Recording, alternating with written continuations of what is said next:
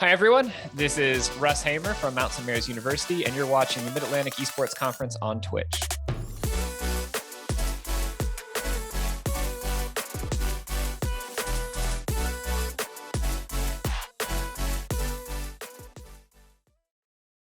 Hi, Russ, I want to officially welcome you to the Spring Summit. Thank you for being here. And actually, I wanted to point out, you've been with us every single year for these Bash events. You were there for the very first one, which was the end of summer bash in 2020. Then you joined again last year. And so this is your third one. I believe that is correct. So that's awesome. Thank you. Thank you for coming back. That means you like us. We certainly like you. So thank you. Thank you for coming back. But so for those folks who don't know you, can you please take a moment to introduce yourself and let the viewers know what you do? Sure. So I'm Russ Hamer. I'm the Director of Esports at Mount St. Mary's University. Our program does a bunch of different stuff. You know, we have teams that compete in the MAEC and other places. My background is in philosophy. I have a PhD in philosophy, and I got into this position partially because I worked in the intersection of philosophy and games. I played a lot of League of Legends. I started a law club when I was in grad school at my university, and I was the faculty advisor for a law club at my previous university. So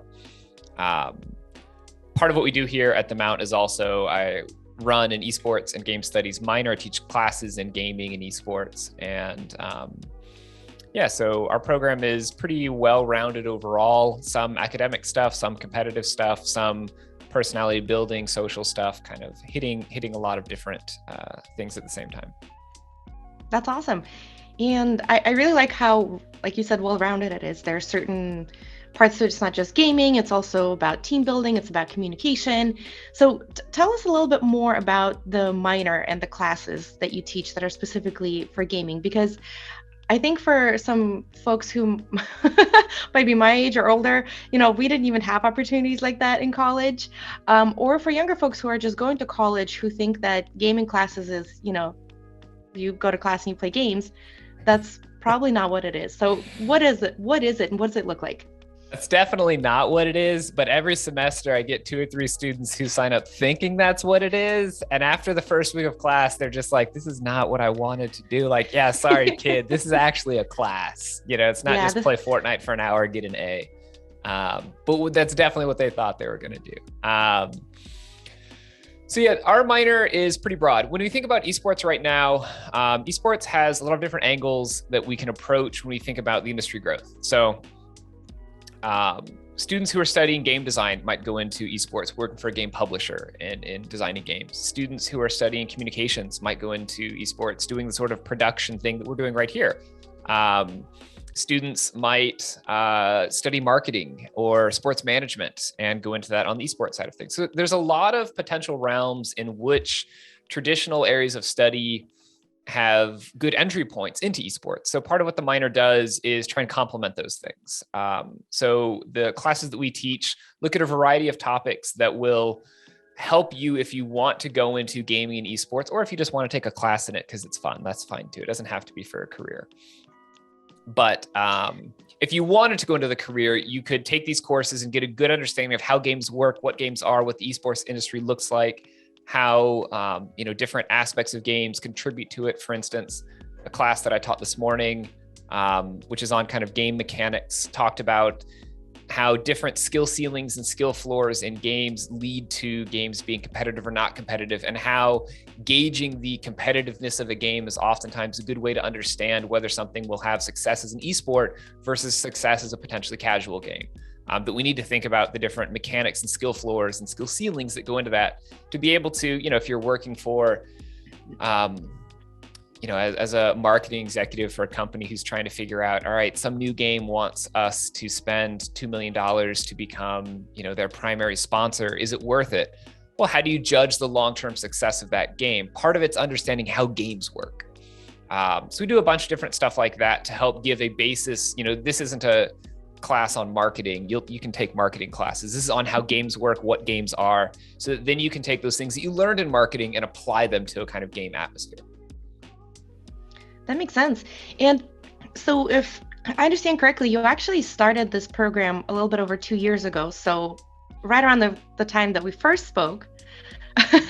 So how has it evolved? How has it changed over that time? Yeah, it's changed quite a bit. I got hired right before the pandemic, which was super fun. I Good moved times. here. Yeah, I moved here, and then after living here for a month, it was like, hey, don't go outside ever. Like, neat, cool. Um, Ever but again. exactly. But the program's changed quite a bit over time.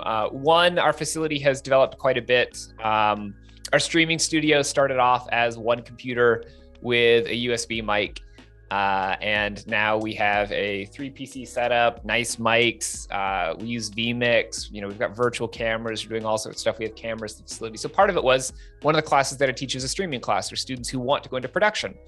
And more student interest was building in that. So we built out the facilities, improved our equipment, things like that, so that those students can get, a good experience learning how to stream. Our competitive teams have grown. We've had enough students to build out a second Rocket League team. We're starting up Valorant next semester. We started up intramural leagues in a few different games, mostly sports games. We have a lot of students who don't want to compete at they don't want to practice 10 hours a week, but they still want to compete. And so intramurals was like a very good fit for that. So we put together some intramural leagues, all sorts of things along those lines. That's awesome. I think that's so important to have different levels of competition, both for esports and traditional sports and what have you, because even arts and crafts or whatever, because, there's obviously a very high level at which people can compete, but there is a lot of in between where people want to participate, but don't necessarily have the time or the desire to put in the practice, like you said. Yeah, you might That's want to awesome. just play against your friends still competitively, but not grinding 10 hours a week to practice some skill. That makes sense. So the other thing that happened about 2 years ago is that you co-founded Just Esports. Can you tell us a little bit about what that is and then how it has evolved over the 2 years? Sure. This will be the first time I've talked about our most recent project, I guess. So, yeah. That's exciting. Congratulations. You saw it here first. So Just Esports was a collaboration between myself and a colleague of mine from Illinois State, Jack Blahnik. And it was mostly just us recognizing that the collegiate esports space primarily, but then just esports in general, struggles with a lot of justice-related issues, primarily because the space is dominated by a lot of relatively wealthy, at least wealthy enough to own a computer and have good internet access at home, white dudes who rarely have had to think about kind of justice concerns. They've always been invited and welcome in the space, and that's all it has been for them. I come from a philosophy background, so I've taught classes on ethics and justice and things like that. So to me, a lot of those things kind of stuck out. Jack had similar concerns. So it's a tiny nonprofit. It's the two of us and a few people that we collaborate with. The first project that we worked on was a diversity, equity, and inclusion handbook for collegiate programs. A lot of collegiate programs have directors who are, 26 years old, who have competed. Maybe they played at a kind of semi-pro level, got into coaching, and now running programs. And they're very good at coaching teams. But they've probably never thought about what justice looks like, how to run a just program. And that's not their fault. That's just not been on their radar. So what we wanted to do was to put together a kind of set of policies. Like best practices. Yeah. Exactly. Yeah. Like a best practices handbook saying, look, it's okay if you don't understand. And we would give long, in our book, we have long discussions about here's what that looks like. Here's why you should do these things. But lots of people don't care, and that's fine. If you want to, you can skip to the end of each chapter, which is here are the policies to implement right now. And it's, the goal with this wasn't to provide some perfect outcome, but almost to set a baseline of standards. So that was our first project. We partnered with a handful of people, some folks from Community, if you're familiar with them, with some folks from the Game Hers, and some folks from Electronic Game Development. No, Esports and Game Development Collective. That's it. So partner with some folks to kind of get input from people who have different experiences so that we can really make sure this covers kind of the wide variety of what we might be looking at. Published that last year. It's just a free resource. We don't make any money. We're just doing this because we can. Current project. Actually, I just have a couple questions about the old one, because absolutely. I mean, it's amazing, from all the times that you've spoken to me, that, I like diversity in esports is very near and dear to my heart. So I want to hear more about the old project. Do you know, for example, like how many schools have implemented it? Do you get any feedback? Like maybe some directors writing to you like, hey, we tried this and this is how it turned out? Haven't had that. I've had a few people who have reached out and said, oh, this is great. But I don't know about actual hard, we did this, here's the outcome sort of thing. We do have, the only thing that's required to download it is to list your email address. And even that's not actually a hard check. You could write, I don't want to, and it'll still give it to you. We didn't want to have any barriers between anyone and getting access to it, but most people listed their actual emails. So we do have a list of like what institutions have downloaded it or, accessed it. How they've implemented it, not sure. And some of it's harder to do, and some of it's easy. Some of the things are things you can do right now. Here, hop in your Discord, change a bunch of rules, boom, like that's easy. Talking about how to change your facility and the structure of, the way that your facility is designed, that's really hard. That's, that's going to involve the university putting some money up front. That could be a big challenge. That makes sense. So yeah, not actually sure on the hard outcome of that. Sure. I'm just curious, because it's always good to hear feedback. And I'm sure, this is something that it's not like you did it once, right? You might improve it, you might add certain sections. And so it's definitely interesting to follow the evolution of that project. But go ahead and tell us about the new one.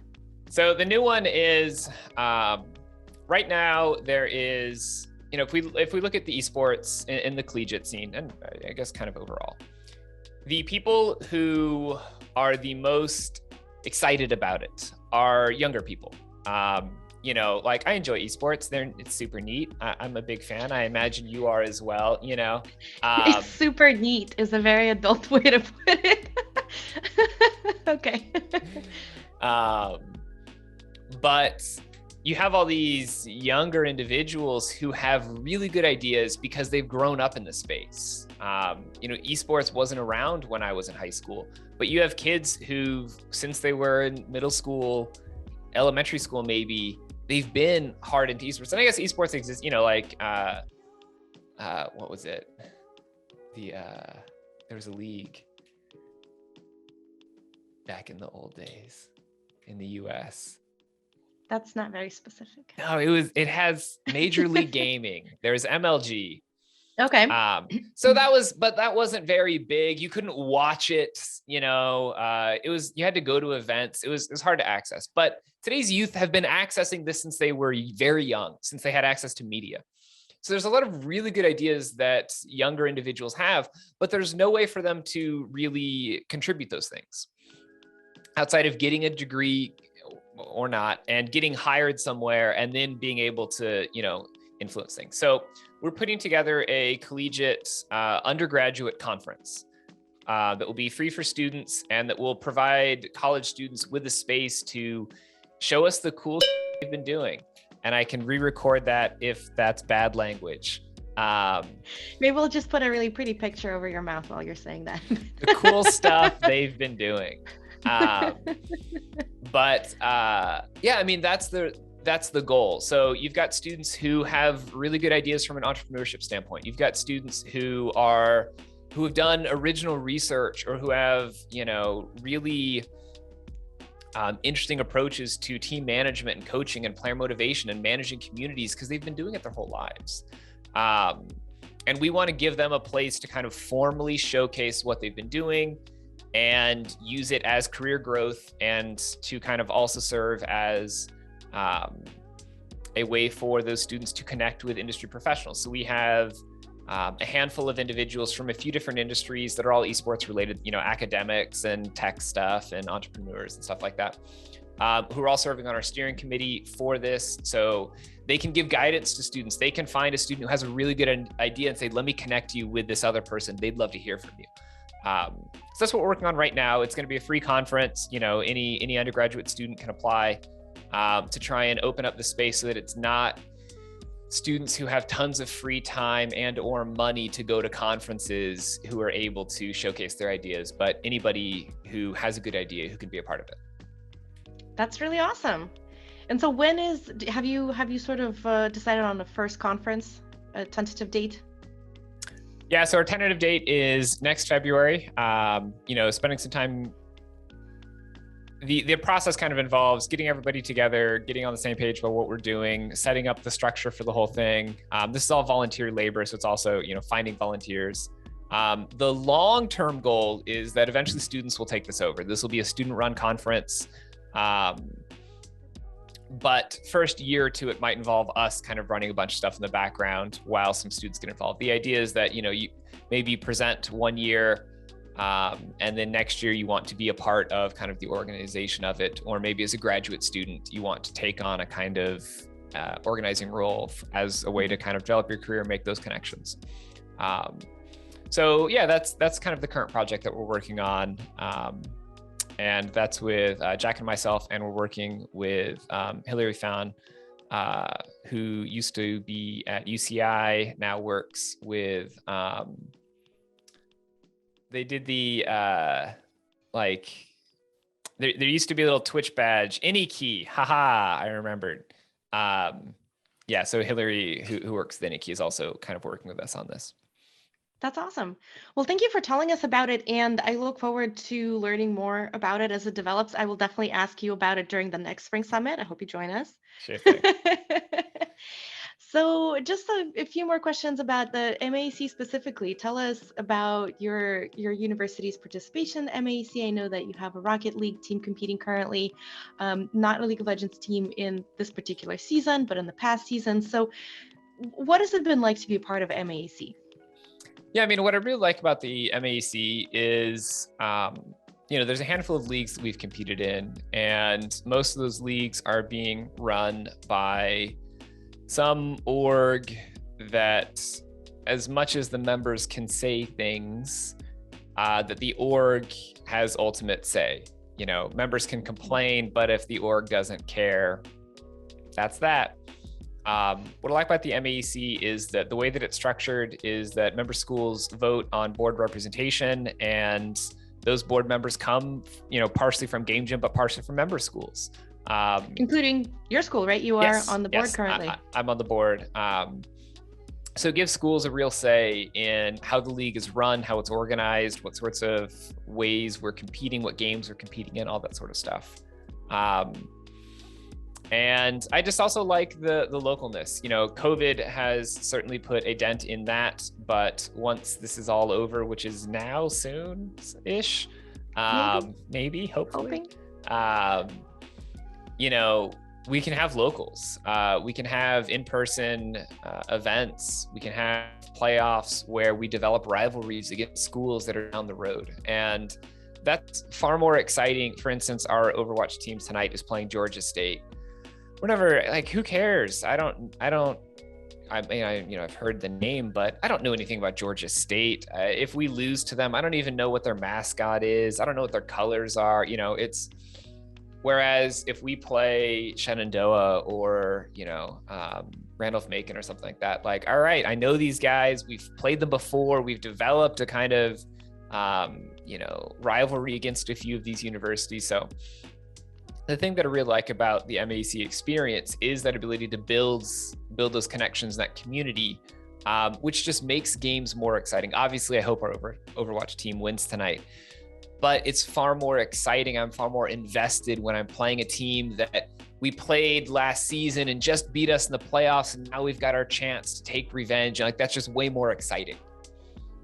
Absolutely. Plus, you can develop sort of silly little customs. I remember when I competed in college, that was mock trial. We did not have esports, as I keep saying.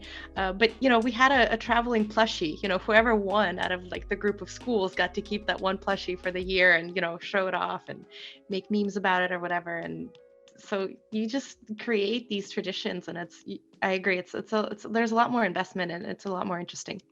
We definitely need an MAEC plushie. Josh, get on that. I expect a plushie this year. Sounds good. Sounds good. I'll also put in a request. That way there's at least 2 already. Sounds Perfect. good. Well, Russ, thank you so much for joining us again this year. It's always a pleasure to have you on. Your input is always very, very interesting, and it's just a pleasure talking to you just in general as a person. Absolutely. Always happy to chat. Thanks for having me, Maya. You always do such a great job. And yeah, thanks everybody for watching. Thanks.